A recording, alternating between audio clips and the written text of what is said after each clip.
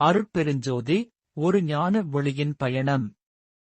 தெய்வீக பிறப்பு. சிதம்பரம் அருகே மருதூரில் 1823 அந்த தெய்வீக குழந்தை பிறந்தது. ராமையா பிள்ளை மற்றும் சின்னம்மையா தம்பதியருக்கு 5வது மகனாக உதித்த போதே உலகை ஆட்கொள்ளப் போகும் ஒரு பேரொளி வந்துவிட்டதை இயற்கை உணர்ந்தது. அந்த வீட்டின் ஜன்னல்கள் வழியே ஊடுருவிய சூரிய ஒளி அக்குழந்தையின் முகத்தில் ஒரு விசித்திரமான தேஜஸைக் கொடுத்தது. சாதாரண மனிதனாக பிறந்தாலும் பசியால் வாடும் உலகத்தை திருத்த வந்த ஒரு அவதார புருஷராகவே அவர் கருதப்பட்டார். அந்த பிஞ்சு முகத்தில் அன்றே ஒரு அமைதியும் எல்லையில்லா கருணையும் குடிகொண்டிருந்தது. இது வெறும் பிறப்பல்ல, இருண்ட உலகிற்கு ஒளியூட்ட வந்த ஒரு ஞான உதயத்தின் தொடக்கம். ஞானம் தேடிய பாலகன் சிறுவயதிலேயே உலகியல் கல்வியில் அவருக்கு ஈடுபாடு இருக்கவில்லை. பள்ளிக்குச் செல்ல மறுத்த அந்தச் சிறுவன் தன் அண்ணனின் கண்டிப்புக்கு அஞ்சி வீட்டு மாடியில் ஒரு கண்ணாடியை வைத்துக் கொண்டு தியானத்தில் அமர்ந்தான். முருகப்பெருமானின் திருவுருவம் அந்த கண்ணாடியில் தெரிய மெய்மறந்து நின்றான். குடும்பத்தின் வறுமையும் தந்தையின் மறைவும் அவரைச் சூழ்ந்தாலும் பக்தி என்னும் மகாசக்தி அவரை வழிநடத்தியது.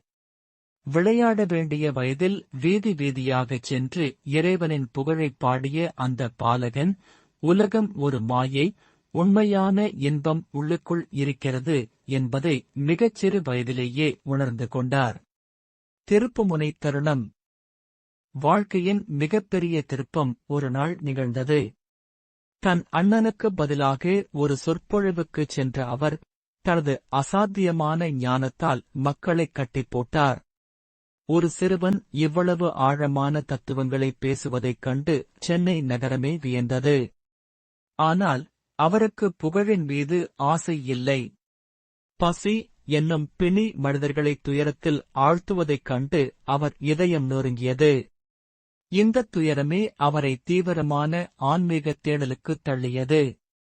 உலகியல் இன்பங்கள் வெறும் கானல் நீர் என்று உணர்ந்து அந்த தருணம் ஒரு சராசரி மனிதனை மகானாக மாற்றும் பயணத்தை தொடங்கி வைத்தது. அகப்பயணம் ஆரம்பம். தன் ஆன்மீகப் பயணத்தை தீவிரப்படுத்திய அவர் தன்னைத்தானே தேடத் தொடங்கினார். புற உலகை மறந்து அக உலகிற்குள் நுழைந்தார். உடலையும் உள்ளத்தையும் தூய்மைப்படுத்திக் கொண்டு எப்போதும் தியான நிலையில் இருக்கத் தொடங்கினார். அவரது தேடல் வெறும் கடவுளைப் பார்ப்பதல்ல, கடவுளாகவே மாறுவது. பகல் இரவென்று பாராமல், உணவின்றி உறக்கமின்றி தன் ஆன்மீக கனலை தன்னுள் வளர்த்துக் கொண்டார். யார் நான்? இங்கிருப்பது ஏன் என்ற கேள்விகள் அவர் மனதில் அனலாய்த் தகித்தன. இந்தக் கேள்விக்கான விடையைத் தேடியே அவர் வடலூர் நோக்கி தனது பயணத்தைத் தொடர்ந்தார். குருவின்றி அமைந்த ஞானம். வள்ளலாருக்கு என்று மனித உருவில் எந்தக் குருவும் இருக்கவில்லை.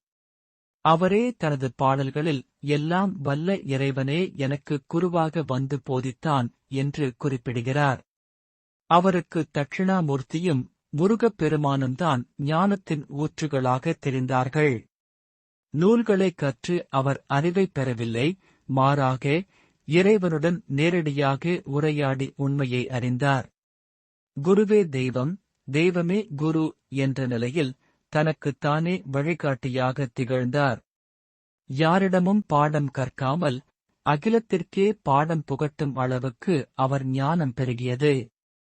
தேடலில் கழிந்த ஆண்டுகள். வடலூர் என்னும் புண்ணிய பூமியில் அவர் பல ஆண்டுகள் தவம் இருந்தார். அங்குள்ள தனிமையான பகுதிகளில் அமர்ந்து கடும் விரதங்களை மேற்கொண்டார். அவரது தவம் என்பது வெறும் அமர்ந்திருப்பது அல்ல, அது பிரபஞ்சத்தோடு நிகழ்த்திய ஒரு மௌனப் போராட்டம். பசியின் கொடுமையை ஒழிக்க வேண்டும் என்ற வைராக்கியம் அந்த தவத்தில் இழையோடியது. வாடிய பயிரைக் கண்டபோதெல்லாம் வாடினேன் என்ற அவரது வரிகள் அவரது தவத்தின் ஆழத்தையும் கருணையையும் உலகிற்கு உரக்கச் சொன்னது. பல ஆண்டுகள் நீடித்து அந்த பெருந்தவம் அவரது உடலை ஒரு ஒளி உடலாக, சுத்த தேகம் மாற்றத் தொடங்கியது. தவக்கனல். வள்ளலார் மேற்கொண்ட தவம் வெறும் உடல் வருத்தம் மட்டுமல்ல, அது ஒரு ஆன்ம சுத்தி. இரவு பகலாக தியானத்தில் ஆழ்ந்த அவர் உணவை முழுவதுமாக குறைத்துக் கொண்டார். அவரது உடல் மெலிந்தாலும் முகம் சூரியனை விட பிரகாசமாக மின்னியது. நிலத்தில் படுத்து உறங்கினார். மிக எளிய ஆடையையே அணிந்தார். பிரபஞ்ச ரகசியங்களை அறிய அவர் மேற்கொண்ட அந்த மௌன விரதம் பல ஆன்மீக அதிர்வுகளை உருவாக்கியது. வடலூரின் காற்று அவர் தவத்தின் வெப்பத்தில் தூய்மையானது. மண்ணுலகில் இருந்து கொண்டே விண்ணுலக ரகசியங்களை அறியும் ஒரு மகத்தான வேள்வியாக அவரது வாழ்க்கை அந்த நாட்களில் அமைந்தது. ஆன்மாவின் இருண்ட காலம். ஆன்மீக பாதையில் சோதனைகள் இல்லாமல் இல்லை. பலமுறை சந்தேகங்களும் உடல் ரீதியான இன்னல்களும் அவரைச் சூழ்ந்தன. இறைவன் என்னை கைவிட்டு விட்டானோ என்ற ஆதங்கம் அவர் பாடல்களில் தென்பட்டன. இதுவே அவரது இருண்ட காலகட்டம். உலக மக்களின் அறியாமையை நீக்க முடியவில்லையே என்ற வேதனை அவரை வாட்டியது. ஆனாலும் ஒருபோதும் அவர் தன் லட்சியத்திலிருந்து பின்வாங்கவில்லை. அந்த துயரம் அவரை இன்னும் தூய்மைப்படுத்தியது. நெருப்பில் இட்ட தங்கம் போல அவர் இன்னும் பிரகாசிக்கத் தொடங்கினார். அந்த தனிமை அவருக்கு பேரமைதியைக் கொடுத்தது. ஞான உதயம். 64 கலைகளையும் கடந்த ஒரு மகா ஒளி 1872ஆம் ஆண்டு தைப்பூசத் திருநாளில் அவருக்குள் சுடர்விட்டது. அதுவே அருட்பெருஞ்சோதி தரிசனம். மரணமில்லா பெருவாழ்வு என்ற உன்னத நிலையை அவர் அடைந்தார். இறைவனும் தானும் வேறு வேறல்ல என்பதை உணர்ந்து அந்த தருணத்தில் அவரது உடல் நிழலற்ற ஒளியாக மாறியது. வடலூரில் சத்தியஞான சபையை நிறுவி அங்கு ஒரு தீபத்தை ஏற்றி வைத்து கடவுள் ஒளியின் வடிவானவர் என்று உலகுக்கு பிரகடனம் செய்தார். அந்த ஞான ஒளி இன்று வரை கோடிக்கணக்கான மக்களின் இதயங்களில் பிரகாசித்துக் கொண்டிருக்கிறது. குருவாக மலர்தல். ஞானம் அடைந்த பிறகு அவர் மௌனத்தில் ஆழ்ந்துவிடவில்லை. தனி நெறி எனப்படும் சமரச சுத்த சன்மார்க்கத்தை நிறுவினார். சாதி மதபேதங்களைக் கடந்து அனைவரும் சமம் என்று போதித்தார். 1867-இல் தருமச்சாலையை நிறுவி பசியால் வரும் ஏழைகளுக்கு அன்னதானம் வழங்கத் தொடங்கினார். அன்று அவர் ஏற்றிய அந்த அடுப்பு இன்று வரை அணையாமல் எரிந்து கொண்டிருக்கிறது. பசிப்பினை நீக்குவதே பரமன் தொண்டு என்று கூறி மக்களை தர்ம வழியில் நடத்தினார். வெறும் போதனைகளோடு நிற்காமல் செயலால் மற்றவர்களுக்கு ஒரு சிறந்த முன்னுதாரணமாக திகழ்ந்தார். உலகுக்குத் தந்த உண்மை. வள்ளலாரின் போதனைகள் மிக எளிமையானவை, ஆனால் வலிமையானவை. கொல்லாமை மற்றும் புலால் மறுப்பு ஆகிய இரண்டையும் அவர் தனது கொள்கைகளின் இரு கண்களாக கருதினார். எந்தவொரு உயிருக்கும் தீங்கு செய்யக்கூடாது என்ற ஜீவகாருண்ய ஒழுக்கமே மோட்சத்திற்கான வழி என்றார். கடவுளை சிலைகளில் தேடாமல் ஒளி வடிவில் காணச் சொன்னார். சடங்குகளையும் ஜாதிப் பிடியையும் தகர்த்தெறிந்து ஆன்மநேய ஒருமைப்பாட்டை வலியுறுத்தினார். அன்பே கடவுள், கருணையே மதம் என்பதே அவர் உலகுக்குக் கொடுத்த மிகச்சிறந்த செய்தியாகும். அழியாத இலக்கியங்கள். அவர் இயற்றிய பாடல்களின் தொகுப்பே திருவருட்பா. 6 திருமுறைகளாக பிரிக்கப்பட்ட இந்த நூல் தமிழில் உள்ள மிகச்சிறந்த ஆன்மீக பொக்கிஷங்களில் ஒன்றாகும். இதில் உள்ள பாடல்கள் பக்தி, ஞானம் மற்றும் சமூக சீர்திருத்தம் ஆகியவற்றைக் கலந்த ஒரு கலவை.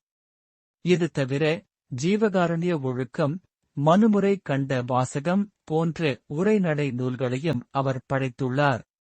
அவரது வரிகள் ஒவ்வொன்றும் ஒரு மந்திரமாக இன்றும் ஒலிக்கின்றன. ஒரு சாதாரண மனிதன் எப்படி இறைவனாக மாறலாம் என்பதற்கான முழுமையான வரைபடமே அவரது எழுத்துக்கள் ஆகும். புனித பூமி வடலூர். வடலூர் இன்றும் வள்ளலாரின் புகழைப் பாடிக்கொண்டிருக்கிறது. அவர் நிறுவிய சத்திய தருமச்சாலையும் சத்திய ஞான சபையும் இன்றும் லட்சக்கணக்கான பக்தர்களை ஈர்க்கின்றன. அங்கு எரியும் அந்த அணையாத அடுப்பு பசியில்லாத உலகத்திற்கான ஒரு அடையாளம். அவர் தியானம் செய்த இடங்களும் அவர் வாழ்ந்த மருதூரும் புனித தலங்களாக போற்றப்படுகின்றன. அந்த இடங்களில் இன்றும் ஒரு அமைதியும் தெய்வீக ஆற்றலும் நிலவுவதை உணர முடியும். அந்த புனித பூமி வள்ளலாரின் கருணையை இன்றும் அலை அலையாக பரப்பிக் கொண்டிருக்கிறது. ஒளிமயமான முடிவு. 874ஆம் ஆண்டு ஜனவரி 30ஆம் நாள் வள்ளலார் ஒரு முக்கிய அறிவிப்பை வெளியிட்டார். மெட்டுக்குப்பம் எனும் இடத்தில் உள்ள ஒரு சிறு அறைக்குள் நுழைந்து கதவை உள்பக்கமாக தாழிட்டுக் கொண்டார். இனி நான் எல்லா உடல்களிலும் புகுந்து கொள்வேன் என்று கூறிவிட்டுச் சென்றார். அதன் பிறகு அவர் வெளியே வரவே இல்லை. காவல்துறை வந்து கதவை திறந்து பார்த்தபோது அங்கே ஒரு துளி அடையாளமும் இல்லை. அவர் காற்றோடு காற்றாக, ஒளியோடு ஒளியாக கலந்துவிட்டார். மரணத்தை வென்ற அந்த மகாத்மா இன்றும் சூட்சும வடிவில் நம்மோடு வாழ்ந்து கொண்டிருக்கிறார். காலத்தால் அழியாத பொன்மொழிகள், அருட்பெருஞ்சோதி தனிப்பெருங்கருணை. இது வெறும் வாசகமல்ல, பிரபஞ்சத்தின் இரகசியம். மரணமில்லா பெருவாழ்வே அவர் காட்டிய வழி.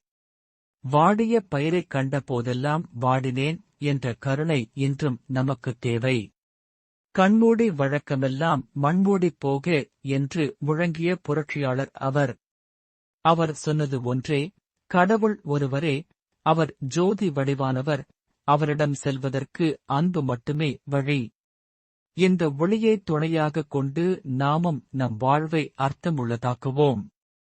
வள்ளலாரின் புகழைப் போற்றுவோம், கருணையைப் பரப்புவோம்.